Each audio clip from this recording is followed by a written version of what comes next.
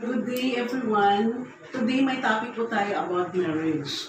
And then there are issues na itackle po about sa marriage, which is divorce and remarriage. Wow. Now there is a question here, Pastor Joe. What if I am no longer happy in my marriage? So there may be possible situations why the spouse is not happy. Okay? Number one, it may be victim of physical abuse. Second, third party, spouse became ill and cannot longer do his job or her job to satisfy the need as a couple. And married but separated to her or his previous spouse physically only, not legally and engaged to another relationship, and stay together in one group. So, Pastor Joe may address these questions. Wow. I think this situation, itong mga situations na ito, pwede man tayo magbisaya, right? Yes, po. Kini nga mga possible situations is true to life, siguro, no? Siguro there is a reality all of this situation. Before ko mo address ani nga mga possible situations or yung the issues of divorce and marriage,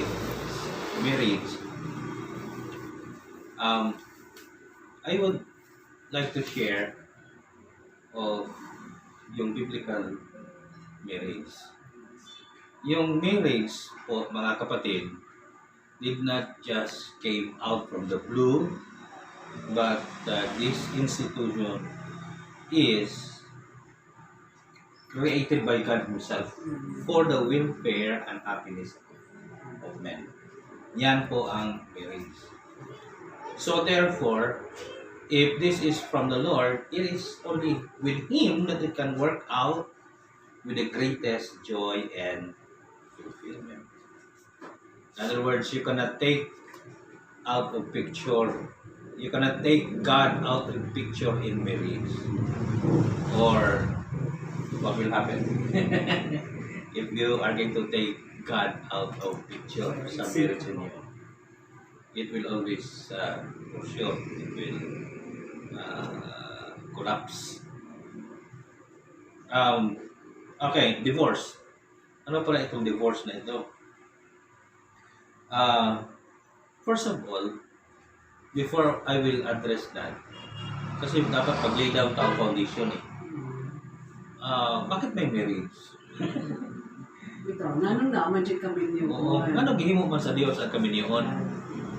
Doon ay mga pipila ka mga rason, no? Before, ang uban anak, ma-address na eh. Ma-address na ng uban nila. Number one is that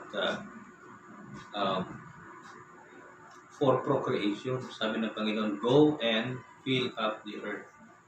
So, hindi na yan issue ngayon. So, because we are more than 7 billion. So, that is fulfilled na. Another one, marriage is for companionship. Okay? So that you can share everything that you have, your success, your joy, your failure mo, your burdens, problems, and everything you have in life. There is somebody that you can share with. No man is an island. No man can stand alone. So, okay. Number 3, marriage is for social order. So that there will be order in a society. So that's why we have the law of marriage created by the land para magkaroon tayo ng order in a society. Kung walang marriage, nako, kalat. Bisag kinsa na lang, no? Pero doon ay kami niyon tungod kay gitugan na siya ni Lord, gihatag siya ni Lord, gihimo siya ni Lord, so that doon ay social order. The last one, number 4. I believe there are so many reasons for marriage, but I believe these are biblical purposes of marriage. Marriage is for sexual fulfillment, so that activity can only be fully fulfilled in the month of marriage. If you will do that without marriage, may mga guilt feelings pa tayo, o walang blessings ng Okay? So these are the purposes of biblical marriage. Alright. Let's move on to the issue. Ano ba yung issue, Mother? To address Okay. issues. The issue is divorce and remarriage. Wow. And there are Yung mga possible situations. possible situation of what if I am no longer happy in my marriage. And these are the possible reasons for being not happy. Now, first of all, I want you to know that your spouse is not supposed to be the source of your joy and happiness and your fulfillment. No, it's not. Bisag yun sa nimo siya pagtigugma. Isuon, dili siya ang source sa imuhang joy and happiness. It should be the Lord. Ang Ginoo. Okay? Mo is source sa imong happiness and joy. Now in marriage, mo-pick to biya na siya. Kung wala kay joy personally, mo-pick to biya na siya sa imong communion. Why? Because supposed to be marriage is for giving, not taking. Not taking joy from your marriage. Isa kung sa ang problema sa marriage, you can do something. Ikaw mo supply of joy. Dili kay ikaw mo take. Taking lang. Wala yung giving lang. Okay, doon ay mga possible situations. Victim of physical abuse, no? And then third party, and then ang spouse became what? Ill, and don't do longer do his or her job. Also, first of all, it's not your job. Wala job sa marriage. It makes siguro duty or responsibility. Mas proper ang word responsibility. Duties and responsibilities of the husband and wife towards to each other. No? It's not a job. Kaya kung job magod, hindi man pagka wage. Responsibility. Ano pa? The spouse became ill. Okay, gumana yan, no? And then, number 4. Married but separated. To his or his previous spouse, physically only, not legally. So, nag-upan sila. In other words, the other party is married, Yeah. and then there comes another one. Yes. Then nag-uban sila. They are not married. Amo mo ng punto. Wow, anyway, ang issue din is, regardless of situations, by the way, all of these are probable causes of dysfunctional marriage, so that pwede mahimong ground for divorce. Now, first of all, asa man gikan ang divorce? Okay, now, I think I would rather answer this particular issue in the light of the Word of God. Mas kwapogin ko. Dito ta sa pulong sa Dios magbase sa ato ang pagkahimuon ng mga tubag ani nga mga possible nga mga causes of divorce. Okay? First, we're going to read asa man ginigikan kini siya. Sahon nato ni sa kuan. Deuteronomy chapter 24. Kibasa dai. Verses 1 up to verse 3. Kibasa. Deuteronomy chapter 24, verses 1 to 3. When a man hath taken a wife and married her, and it come to pass that she find no favor in his eyes, because he hath found some uncleanness in her, then let him write her a bill of divorcement, and give it in her hand, and send her out of his house. And when she is departed out of his house, she may go and be another man's wife. And if the latter husband hate her, and write her a bill of divorcement, and give it in her hand, and sendeth her out of his house, or if the latter husband die, which took her to be his wife. Alright. Ang bill of divorcement din, ang ubang na translation nag-ingon og certificate of divorcement. Okay. Diri nagsugod ang divorce sa panahon pa ni Moses. Dugay na ni siya, no? Pero kung atong basahon, during sa time ni Jesus, naghatag si Jesus og rason kung nga naman nag-i-appeal to ni Moses dito sa law of civil law, something like that, no? Nga naman, okay? Pakibasa daw. So on sa Matthew chapter 19 verse, let's read from verse 7. Matthew chapter 19. Okay. So if you have your Bible, you will join me naman. Open Matthew chapter 19 po. verses 7. 7. Starting verse 7. They say unto him, Why did Moses then command to give a writing of divorcement and to put her away? He saith unto them, Moses, because of the hardness of your heart, suffered you to put away your wives, but from the beginning it was not so. And I say unto you, whosoever shall put away his wife, except it be for fornication, and shall marry another, committeth adultery, and also marrieth her which is put away doth commit adultery. In verse 10, his disciples say unto him, If the case of the man be so with his wife, it is not good to marry. But he said unto them, All men cannot receive the same, save they to whom it is given. For there are some eunuchs which were so born from their mother's womb, and there are some eunuchs which were made eunuchs of men, and there be eunuchs which have made themselves eunuchs for the kingdom of heaven's sake. He that is able to receive it, let him receive it. Okay, now sabi ni Jesus, the reason why gi-allow to ni Moses na dunay rating of divorcement or bill of divorcement for whatever reason, because of the hardness of their heart. Okay, I want you to support that in Mark chapter 10 verse 4.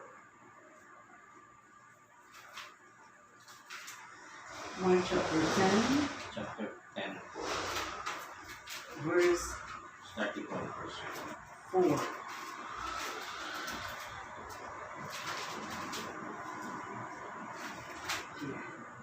Ay, dikit kaayo. And grabe ka dikit. Wow, here it is. Okay, 10 verse 4. And they said, Moses suffered to write a bill of divorcement and to put her away. And Jesus answered and said unto them, For the hardness of your heart he wrote you this precept. Wow. But from the beginning of the creation, Amen. God made them male and female. Amen. For this cause shall a man leave his father and mother, and cleave to his wife, and they twain shall be one flesh. So then they are no more twain but one flesh. What therefore God hath joined together, let no man put asunder. And in the house of his disciples asked him again of the same matter. And he said unto them, Whosoever shall put away his wife and marry another, committeth adultery against her. And if a woman shall put away her husband and be married to another, she committeth adultery. Divorce, therefore, is just a alternative of the society. Pero yung ultimate will ng Panginoon is that you cannot separate. You cannot divorce or separate whatever or whoever God put together or join together. That is the ultimate will of God in marriage. Alright? Pero may mga alternative ang tao. Nagtuo sila nga mas magialamon sila kaysa Dios. Nagtuo sila nga mas bright sila kaysa Ginoo. So therefore, nagtumbo sila og mga alternative. Even in the time of Moses. It is not the ultimate will of God ang divorce. However, it is permitted because of the hardness of their heart. Now, with these situations or causes, possible situations, victim of physical abuse, alternative na society nga, okay, kung dunay abuse, it's better divorce. Pwede na siya. Pero alternative na society. I'm not saying na dili na siya lawful tungod kay bisan gani sa Biblia, itugot mo na siya, no? Tungod kay sa kagay, gano mapod nga adunay abuse. So therefore, dili sala sa Ginoo. Sala gyapon na siya sa individual. It's either the husband or the wife, no? Okay. Choices, you know. Another one. Marriage is the picture of relationship between Jesus Christ and the church. Okay? So therefore, kung imong i-despise ang imong marriage, you are despising the God's relationship for His church. Picture mo siya, no? Asa na ito nung basa na ito sa Ephesians chapter 5. Sige na tayo, saan na tayo? Pagtastas na. Pero, in that context, masaktan na ito sa will to give up sa marriage. Start tayo sa verse 21. Submitting yourselves one to another in the fear of God. Wives, submit yourselves unto your own husbands as unto the Lord. For the husband is the head of the wife, even as Christ is the head of the church, and He is the Savior of the body. Therefore, as the church is subject unto Christ, so let the wives be to their own husbands in everything.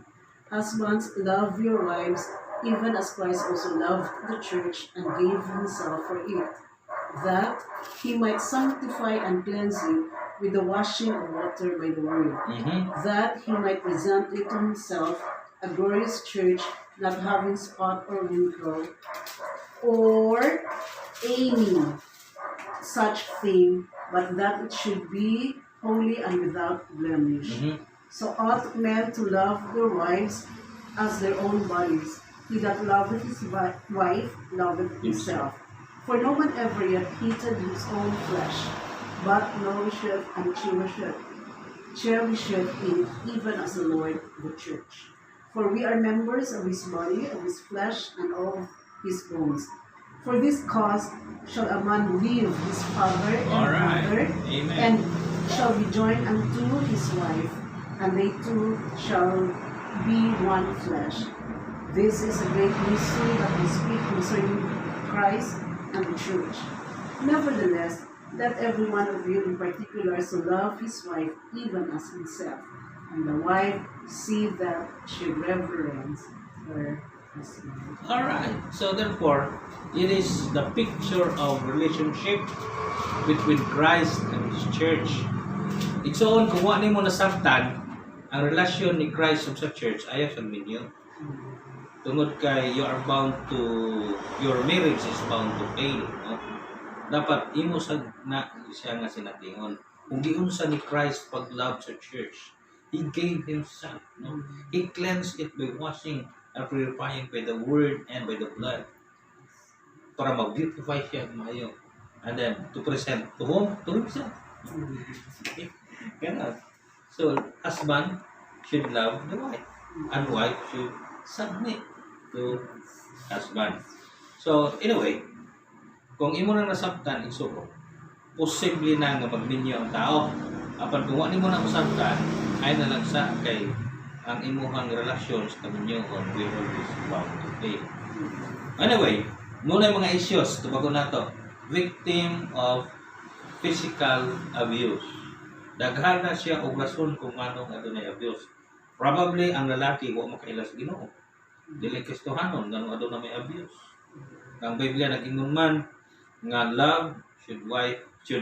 husband should love his wife. Kung i-love niya, dili niya pasakitan, no? O kaya ang wife, no, masapit. Kung love niya ang husband, din, pasakitan niya ang husband. So, kana nga mga issues, igsoon, no?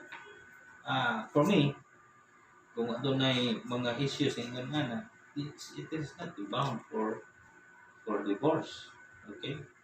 Kung unbeliever, posible siguro. Pero we are talking here yung Christian view of marriage. Dili na siya bound for divorce. Pero kung gusto mo yun mo, well, ato tas sa Amerika, kailangan na balaod dito sa divorce. Sa Pilipinas, wala pa balaod. Yeah, that's true. Oo, wala pa yun, no? Another one, third party. Well, wala kaya po divorce sa Pilipinas. Kung third party ang rason, separate siguro, for the sake of peace, pwede, mag-separate muna. Dili pwede man. Pero dili pwede mag-binyo, or else, sa law pa lang nato sa Pilipinas, guilty na give ka o concubinage kung lalaki ka. Kung babae ka, guilty ka o adultery. Ano, ang ato ang sitwasyon. Dili man, wala pa man ay divorce diri sa Pilipinas. So, abang nasod sa Amerika na ay divorce tungkol sa kagaya sa ulo sa tao. In fact, nagkakristuhanon dito. Kung dili magsinabot, divorce diretso. I think it is not the right concept or principle sa Christian marriage. Amen. Another one, ang spouse become ill and cannot no longer do her job or responsibility, no? To satisfy the need of his or her partner. So on, that is not, if you are a Christian, that is not the ground for divorce or separation. After all, you made your commitment before God and before witnesses, the congregation of the righteous, no? Before the church. So yung commitment nga in sickness and in health. In health, no? O na yung basihanan. Ganyan na po mag-uban. Tugod kay, ka-selfish po nimo eh. Selfish ka lang kaayo kung mo na imong rason nga nung imong i-divorce ang imong spouse or i-separate nimo siya kung matay divorce sa Pilipinas tungod lang anak. Asa naman ang imong commitment? Kaya nahangtod sa kamatayon. Yeah, only death separates you. Again, for me, as a pastor and as a minister of the gospel, that is not the ground for separation or divorce. And then, another one. Gusto mo ni? Married but not separated to her or to his previous spouse. Physically only, not legally, and engaged to another relationship and stay together. Well, if you are a man, kuha na siya, kining very clear ni siya nga kuha na siya, kining concubinage. Kung married ka, no? Kunya, separated. And then, kung ikaw babae, separated, kunya, nakiguban ka sa uban nga lalaki, ang kaso nimo ana diri sa Philippines, ang kaso nimo is adultery. Yeah. When in fact, na-teach yung kaya sa Bible na kung nag-separate, hindi ka dapat na makilin niya. Wala to nga ang husband or our wife will die. Yes. Tungod kay ang law of marriage bounded pagkapaman siya, you are still bound in the law of marriage. Pero kung mamatay na siya yung partner, pray for grace, Lord. Salamat sa grasya. Ay mo ginanga, Lord. Oh my Lord. Hallelujah. All of these are possible situations naman po, no? Scenario. Dili mo ni siya ingon na pero naramay mga pagkipagpunan. Pero angay nga bantayan. Ingon nga mga Kristohanon. Amen. Amen.